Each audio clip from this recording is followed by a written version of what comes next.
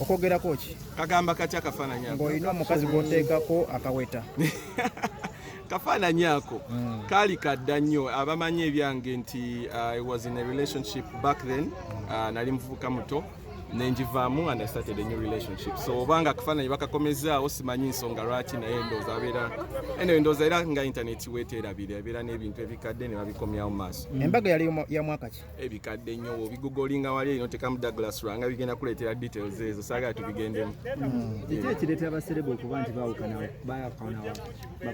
bayawukana? So relationship byanjawulo munnange.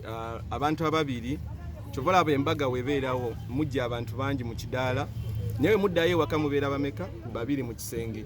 So entalo ezo zibeera mu kisenge bwe muba nga temusobola zisolvinga bulungi y'ensonga emu lwaki abantu bakola batya bayawukana. Then also n'ebigambo ebibeereye ebweru nga biyingira mu relationship eno nayo bijja affecting. Nawe osaidinga ne Pastor Bugingo tokkiriza mu bufumbo bwa mpeta? Nzikiriza mu bufumbo bw'empeta.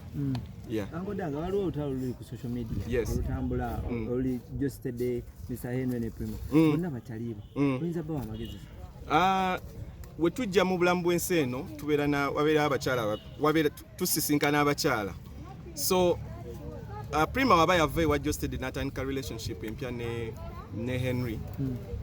Nze nganze singa Prima yali ex wange mba ninamuwagira buwagizi because you see ne George ndowooza naye yafunye endo omuntu omukyala. Yes, so buli omu bagende both ways naye since balina abaana balina okumakinga sure ba understanding nti relationship yalinamu omwana, so bafinding ways of making sure tekyaffectinga ki toto oyo omuto.